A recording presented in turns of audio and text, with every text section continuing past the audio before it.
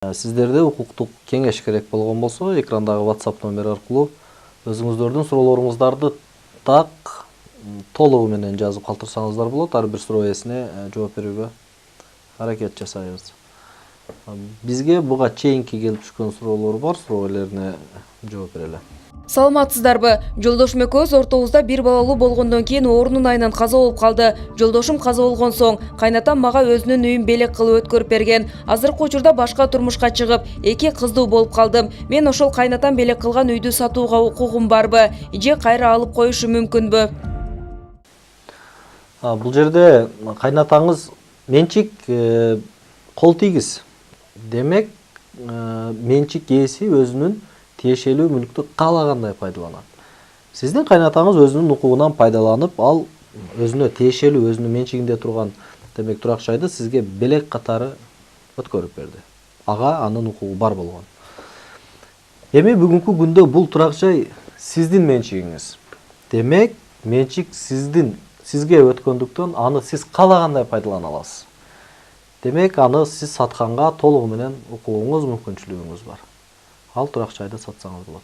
Ал эми алып койбойбу кайрадан деген маселе боюнча бул жерде каралган учур бар. Эгерде сиз ал турак жайды сизге белекке берген адамдын өзүнө карата же болбосо бир анын жакын туугандарына карата атайлап кылмыш жасаган болсоңуз, ал турак жайды ошол кара ниеттик алдоо жолу менен алган болсоңуз, жогоруда айтканда анын ден соолугуна залал келтирип, ага каршы мындай кылмыш жасасаңыз, анда мындай учурда анда дагы сот тартибинде гана алып коюшу мүмкүн.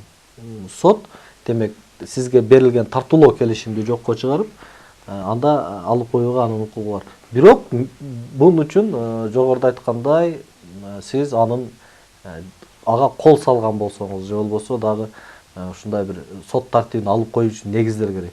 Ал эми каалаган учурда жөн эле мындай негизсиз алып койгонго укук жок, ошондуктан ал сиздин бүгүнкү күндө сиздин менчигиңиз. Кааласаңыз сатсаңыз болот, кааласаңыз ал үйдү мындай жашоону улантсаңыз болот.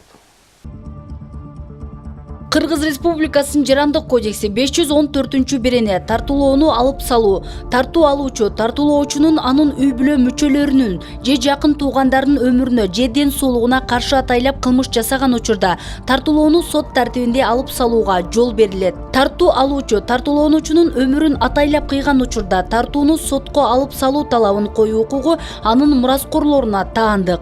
Эгерде тартуулоочу тартуу алуучудан узак жашаса, тартуулоо келишиминде тартуулоонуучунун тартуулоону алып салуу укугу шартталышы мүмкүн. Эгерде тартууланган буюм тартуулоону алып салган учурга чейин натуралай сакталса, тартуулоону алып салган учурда тартуу алуучу ал буюмду кайра кайтарууга милдеттүү.